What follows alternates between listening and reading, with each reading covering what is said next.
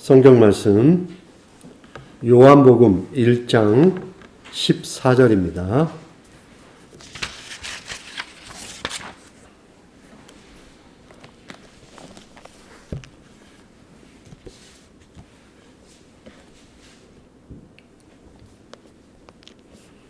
말씀이 육신이 되어 우리 가운데 거하심에 우리가 그의 영광을 보니 아버지의 독생자의 영광이요 은혜와 진리가 충만하더라. 아멘. 오늘 제목이 왜 사람이 되었을까요? 라는 제목인데 사실은 이런 제목을 붙이고 싶었어요. 내용적으로는 사람으로 산다는 건 무엇인가? 좀 이야기를 좀 더 풀어서 설명하고 싶던 제목이었습니다.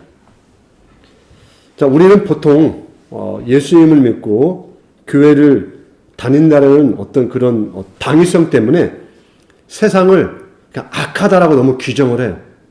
저 세상은 악한 거야. 어차피 심판받을 거니까 생각을 하고요. 또 인간에 대해서도 인간은 죄인이야. 사악해. 너무 우리는 단정적 평가를 우리가 내리는 좀 경향들이 있습니다. 그런데 내가 살고 있잖아요, 세상에. 내가 사람이잖아요. 한번 생각해 보면 내가 사는 세상이 악하고 사람도 다 악하고 결국 뭘 요구하는 거예요? 빨리 세상도 없어지고 나도 없어지고 세상 사람도 없어지고 마치 이와 같은 것을 추구하는 사람처럼 보여질 수 있다는 것입니다. 그러나 우리는 이 세상과 사람이라는 걸 통하여 계속해서 더 많은 것들을 배우고 훈련하고 또한 특별히 세상과 사람 속에 있는 하나님이 허락하신 인생이라는 학교를 통하여 우리가 배워야 할 어떤 방향과 목적이 있다는 것입니다. 하나님은 이 세상과 사람들 속에서 우리를 키우시고 하나님을 가르쳐 주신다라는 것입니다. 예수 그리스도가 하나님의 아들이시지 않습니까? 그런데 성경은 그 예수님이 하나님 자신의 계시라고 표현합니다. 이렇게 생각할 수 있죠. 어떻게 그런 신성한 존재가 세상에서 살 수 있을까? 우리는 세상은 악하고 인간도 악한데 하나님 자신이신 그 하나님의 아들이 이 더럽고 더러운 사람 속에 왜 들어오냐는 거예요. 그냥 바로 심판하시면 되는 거 아니겠습니까? 하나님의 참 형상이신 예수께서 한 인간의 삶이라는 어떤 유한하고 결국 죽음을 맞이하는 어떤 제한적 삶 속에 들어오셨다는 것입니다. 그래서 마태복음 4장에 보면 예수님이 세례를 받으시고 광야에서 사단에게 시험받는 장면이 나옵니다. 이때 사단이 중요한 고백을 해요. 성경에서 사단이 제일 먼저 고백을 해요. 이 고백을. 당신이 하나님의 아들이라면. 그 표현을 사단이 처음으로 써요. 당신이 하나님의 아들이라면 굶주릴 필요도 없고 순식간에 세상의 지위와 부를 차지할 수 있을 텐데 왜 지금 이러한 제한적 한계에 자신을 가두냐라고 질문한 것 같은 질문을 한다는 것입니다.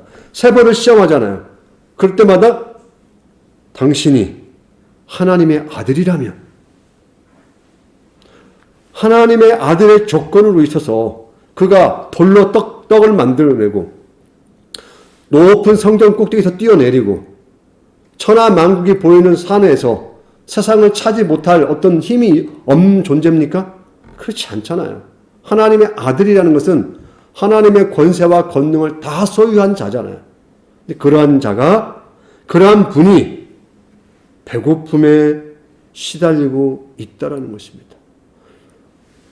천하만국을 다스리는 사단의 권세에 더 강한 힘을 가지고 있음에도 불구하고 세상의 통치자처럼 자신의 위치를 확인하려고 하지 않는다는 것이죠.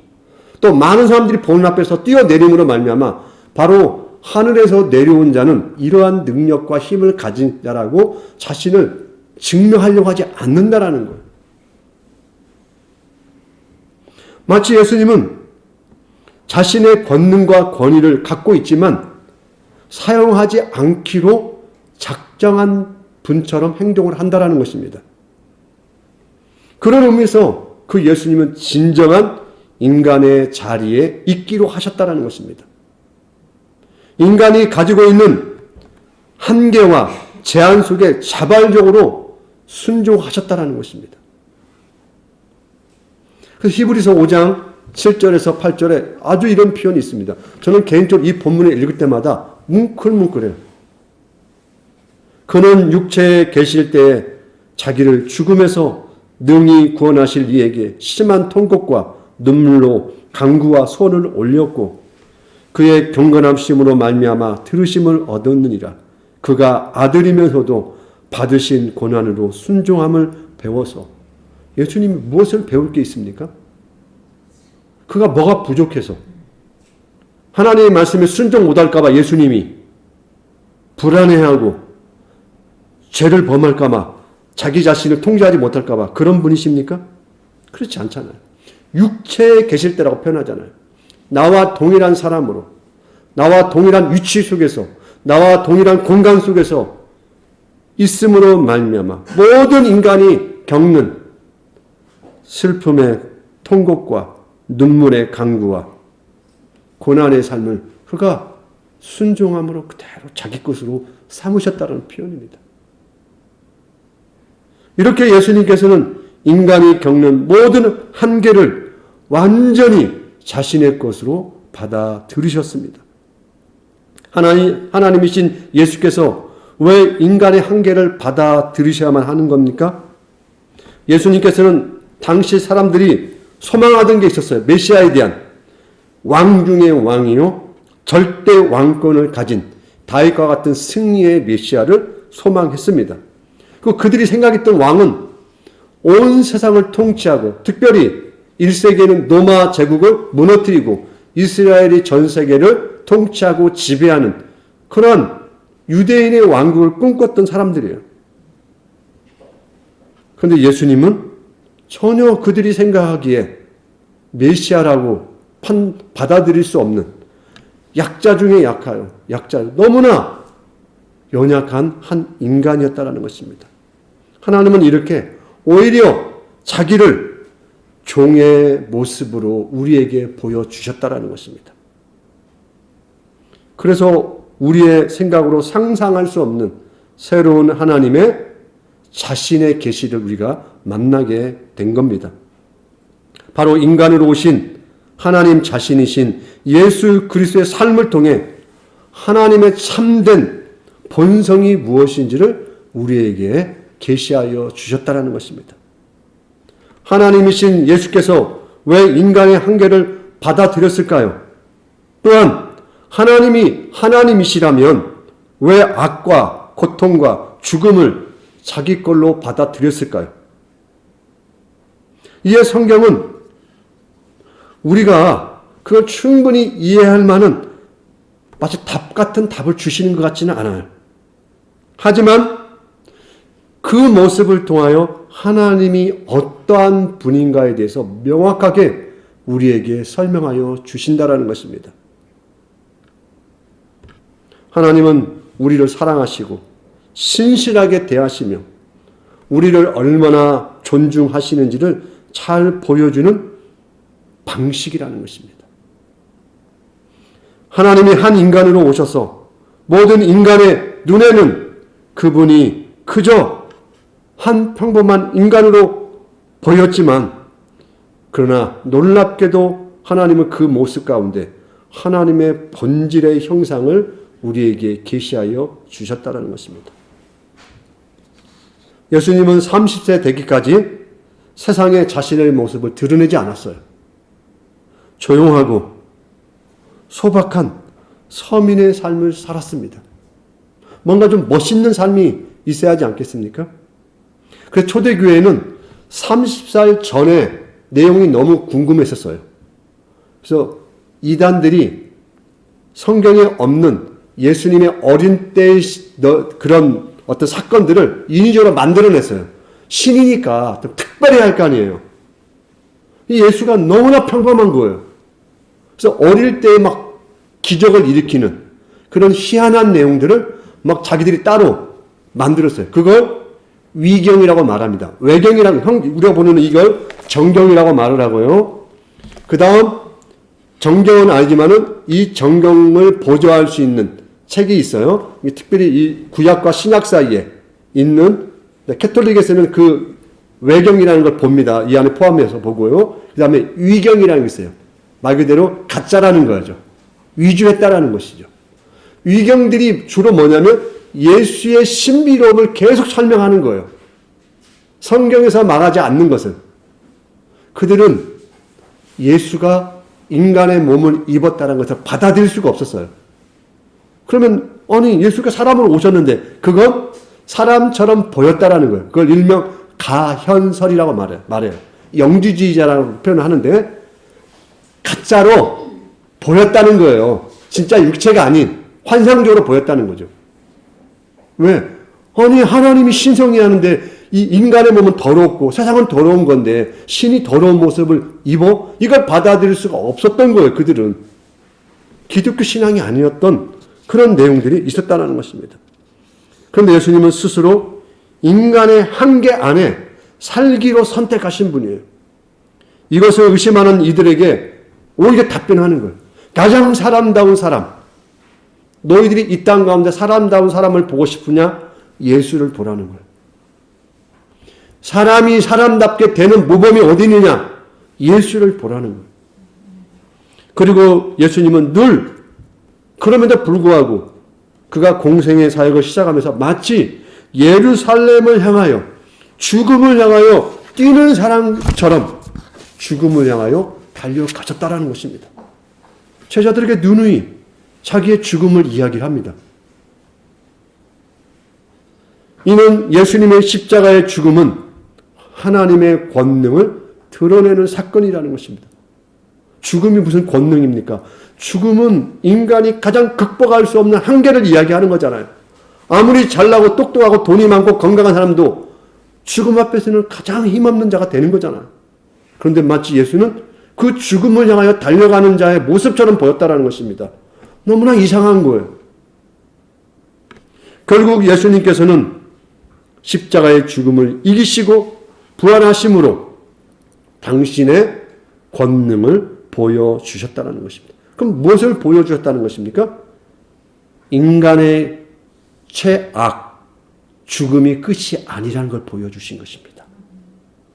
하나님의 사랑을 잊고 이 땅에 보내진 너희들의 운명은 죽음이 끝이 아니라는 거예요.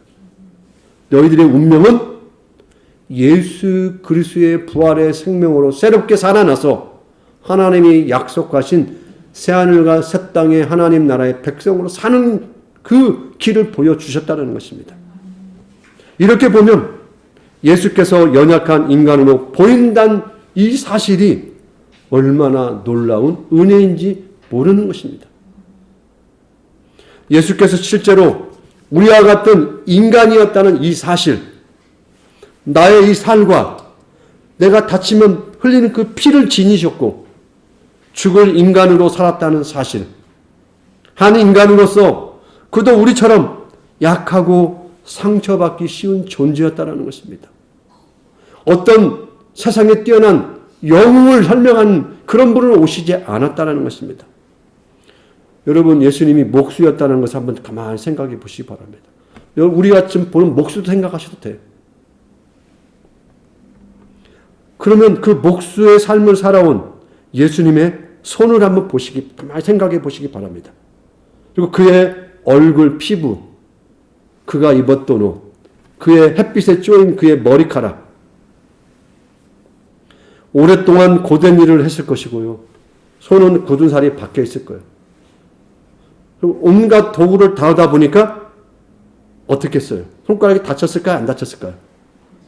아, 예수님이니까 절대 안 다칠 거야. 그러지 않는다라는 거죠. 상하고 찍히고 때로는 망치질 잘못하면 뼈도 금가고, 저도 망치질 잘못해서 뼈 금도 가보고 못이 여기 관통도 해보고 그랬거든요.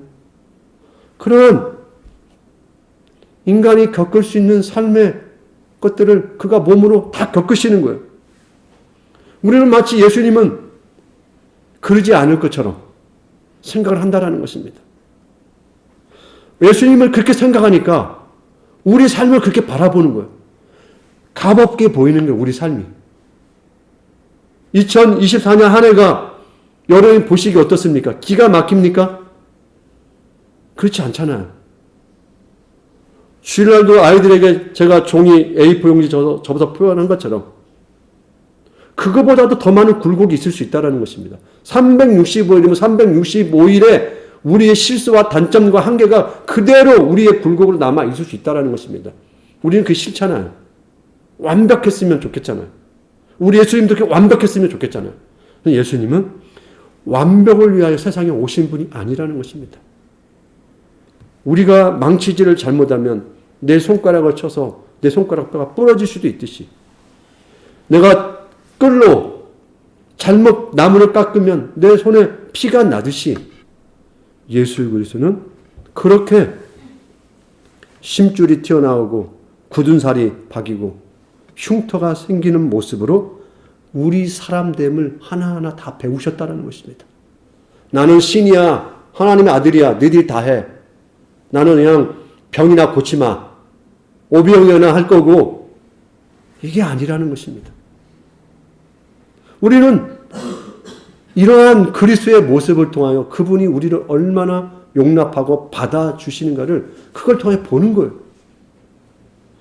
그러므로 우리가 예수님이 십자가에 못 박히실 때 그가 머리에 가시관과 이미 많은 채찍으로 인하여 상처가 입었지만 못 박힌 그 손에는 이미 그 몸에는 목수의 삶으로 많은 상처가 있었을 거예요.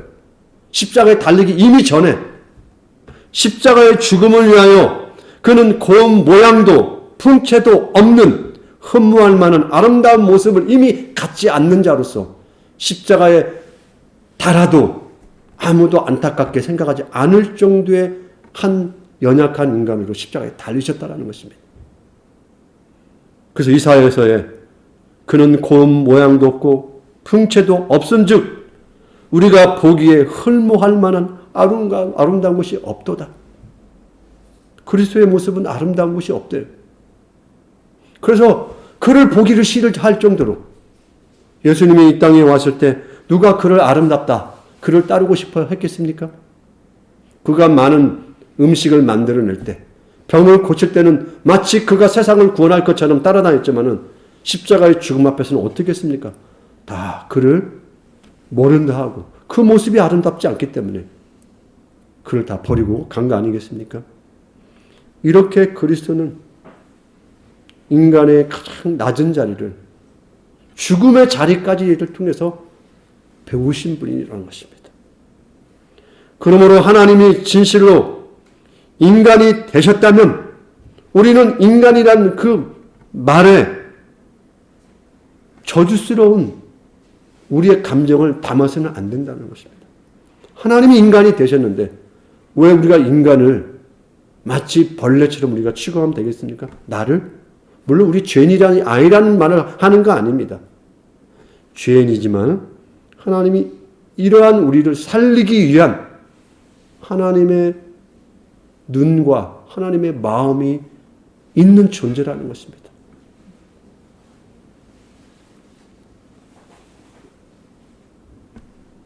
성경은 지극히 평범한 인간, 지극히 평범한 인간, 바로 저 사람은 목수의 아들이 아닌가?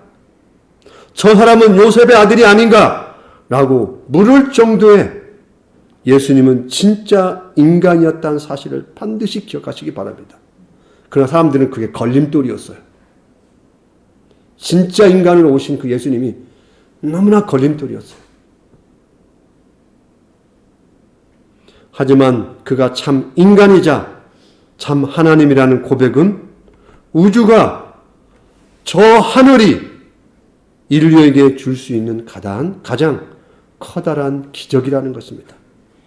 하나님이 우리와 함께 걸으며 우리와 함께 먹고 마시며 우리의 죽음의 자리까지 함께 간다는 이 사실만큼 놀라운 신앙의 고백이 어디 있습니까? 가장 근본적인 진리, 우주의 진리로서 예수님께서는 사람이 되셔서 이 땅에 왔습니다. 즉, 한 인간의 모습과 삶이라는 형태로 우리가 되어 주신 거예요. 예수께서 인간의 모습으로 왔다는 사실은 인간이 얼마나 가치 있는지를 보여주는 거예요, 또.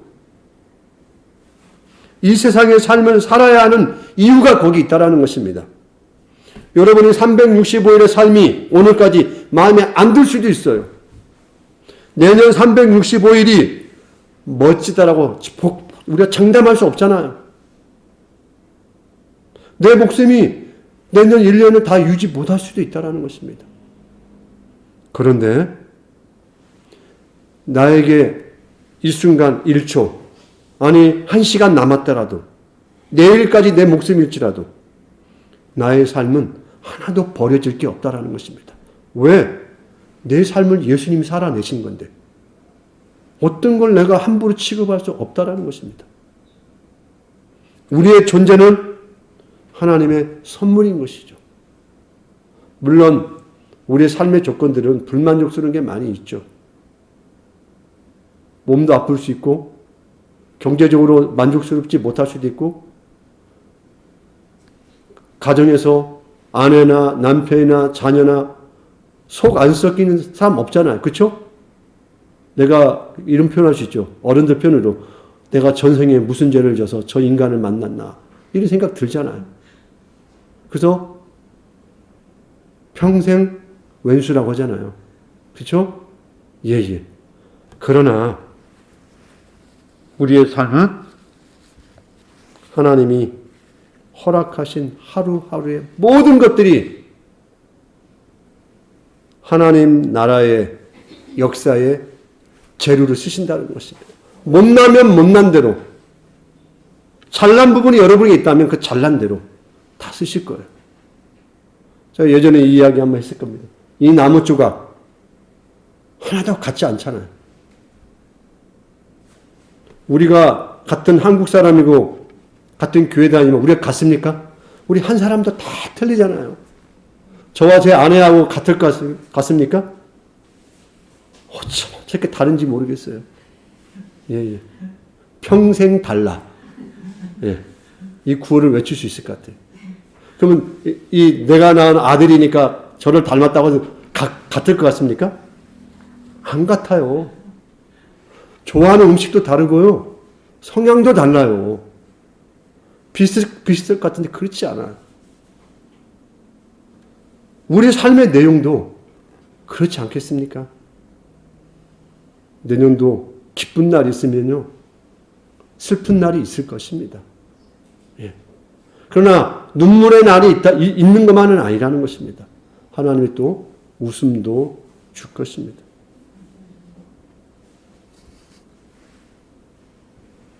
한 인간의 모습과 삶이라는 그 형태를 우리에게 주셨으니 우리는 다가올 2025년도를 맞이하지 않을 어떤 거부할 그럴 필요가 없다는 것입니다. 그냥 받아들이시라는 것이죠. 내 인생의 공간을 허락하신 시간이라는 것입니다. 날짜요. 그걸 통해 하나님이 일을 하실 거예요. 우리 하나님은 우리에게 이 세상이라는 공간, 시간, 사람들을 묶어주실 것입니다. 그리고 사건을 우리에게 허락하실 거예요. 그러나 우리는 그걸 관망하고 구경하고 그냥 강물에 휩쓸려가는 존재가 아니라는 것입니다. 예수님이 인간의 연약함과 나약함을 그가 가졌다고 해서 세상이 흘러가는 대로 세상의 질서와 세상의 힘에 의해서 그가 마치 홍수에 떠내려가는 존재처럼 있지 않았다는 것입니다. 가장 인간다운 인간이신 그분이 인류의 역사를 주도하셨다는 거예요. 인간의 모든 한계를 그의 평상의 삶으로 극복하셨다는 것입니다. 우리는 삶에 지나친 기적을 너무 요구하는 것 같아요. 평범한 것에 대해서 너무나 하찮게 생각한다는 것입니다. 그러다 보니 세상도 불만족스럽고 나도 불만족스럽고 다른 사람도 다 불만족스러운 거예요. 우리도 모르게 이놈의 세상 빨리 끝났으면, 이 인간들 빨리 심판받았으면 하는 마음이 우리 안에 있을 수 있다는 것입니다. 우리의 조건, 우리의 한계, 인간이라는 거 다시 한번 우리가 생각했으면 좋겠습니다. 누구를 통하여? 사람으로 오신 예수 그리스도를 통하여 생각해 보시기 바랍니다. 사람이라는 건 단순히 몇 가지 물질, 어떤 화학기호, 분자가 결합돼서 그냥 만들어진 겁니까? 단순히? 인간을 그렇게 설명하면 인간이 참으로 그에게 어떤 영혼이 있다. 그 믿어지나요? 거기서 어떤 감명도 없어요. 인간은 그렇게 내던져진 존재가 아니라는 것입니다. 또한 우리가 몸에 좋은 영양제 몇 개 먹고 그걸로 우리가 새로운 변화된 인간이 되는 것도 아니에요. 그렇게 되면 얼마나 좋겠습니까? 내가 저 약을 매달 잘 먹었더니 내 인간이 변했다. 너무나 바라는 거죠. 그러나 하나님은 그렇게 우리를 만들어 주시지 않았어요. 또 어떤 사람은 이렇게 생각합니다. 마치 성령을 그렇게 생각하는 사람도 있어요. 이 약만 먹으면 다나 하는 그 돌팔이 의사가 하는 말들, 가짜 의사들이 이것만 먹으면 머리, 허리, 팔다리, 오장육부 다나라고 생각하는 것 같은, 성령은 그런 일을 하시는 분이 아니에요. 성령은 우리 안에 예수 그리스도를 직관하도록 한다는 것입니다. 그분의 삶의 자리를 따라가도록 우리 안에 격려하시고 응원하시고 기도하시고 우리와 함께 고통의 자리로 가도록 우리를 붙잡으시는 분이라는 것이죠. 마치 한방 약 먹듯이 나를 쿵하고 쳐주는 그와 같은 약물로 생각하면 정말 우리의 성도의 삶이라는 것은 이상한 사람이 되는 거예요. 세상이란 공간 안에 시간이라는 이 흐름 속에서 여러분은 하루하루가 일주일, 한 달, 1년 이 하루하루가 차곡차곡 쌓여서 여러분이 만들어질 것입니다.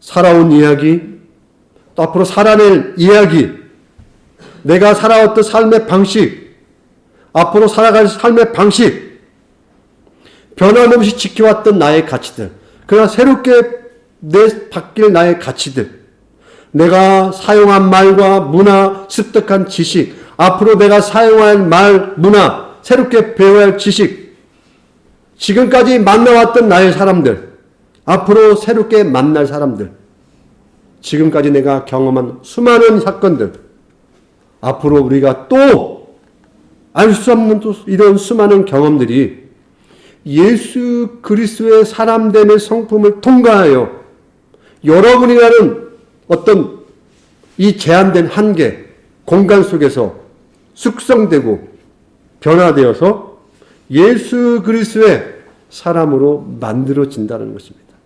우리에게 허락된 삶은 그걸 약속하는 거예요. 우리가 만들어내는 아름답고 가치 있는 것들은 바로 나라는 존재가 있기 때문에 가능한 거예요. 나라는 존재를 디디고 있도록 만들어진 이 세상이 있어서 가능한 거예요. 우리는 세상을 등지고 사람을 등지고 사는 존재들이 아니라는 것입니다. 그래서 제가 제목을 사람으로 산다는 건 무엇인가라고 마치 부제목처럼 달고 싶었던 것입니다. 왜 예수님은 사람으로 살아셨을까요?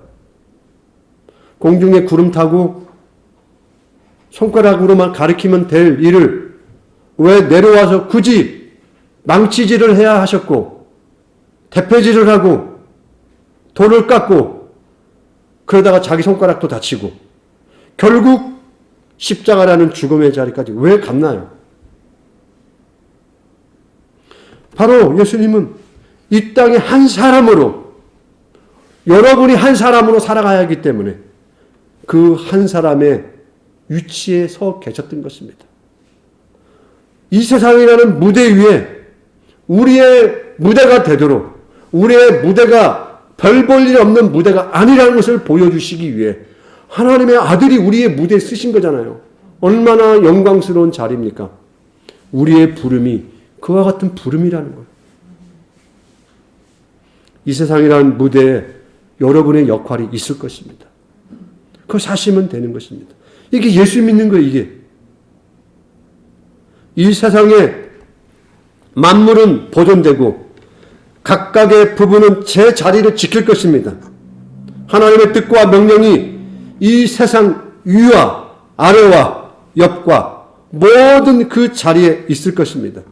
그런데 여러분이 없으면 무엇이 되겠습니까? 이 세상은 아무런 의미가 없는 거예요. 매일의 여러분의 일상적인 삶을 통하여 지금까지 나열한 이 모든 것들이 가치와 의미를 갖게 되는 것입니다. 아담과 하와에게 땅을 정복하고 다스리고 충만하라고 하셨잖아요. 그 삶의 부름을 여러분의 시간과 공간 속에서 해내는 것입니다. 신실하신 하나님께서 우리를 하루하루 인도하실 것입니다. 2025년도 그렇게 함께 하실 것입니다. 부디 이 땅의 사람으로 살아내신 예수님처럼 사람다움으로 무르익으시고 참다운 예수 그리스도의 사람다운 예수의 사람으로 새롭게 세상살이를 하시는 여러분 되시길 바랍니다. 그렇다면 2025년도의 삶이라는 것은 우리에게 소망과 새로운 역사가 약속되어지는 시간이 될 것입니다. 그 한날 한날을 여러분의 선물로 받으시는 오늘 이 시간 되기를 주님의 이름으로 간곡히 부탁드립니다. 기도하겠습니다. 사랑의 아버지 하나님, 우리의 모습, 우리의 약함, 우리의 못난 것 하나도 버리지 아니하시고 자신의 것으로 다 삼으시고 더 우리보다도 더 못난 모습으로 우리보다도 더 약한 자리에 직접 가셔서 우리의 것을 하나하나 다 몸으로 살아내신 우리 주님을 기억하게 하여 주옵소서.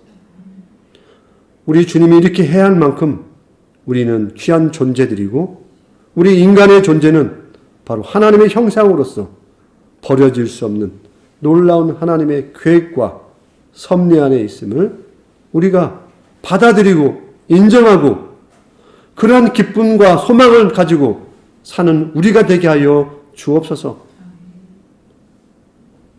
2025년의 새로운 시간, 하나님 우리에게는 미지의 시간입니다. 우리는 그 시간에 어떤 결론이 날지 알 수가 없습니다.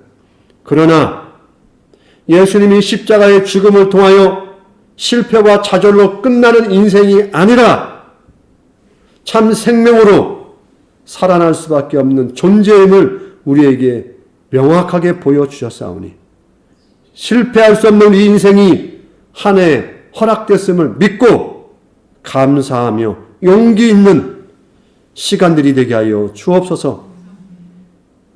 우리와 함께 하시고 우리 안에 자정하여 주옵소서. 예수님의 이름으로 기도합니다.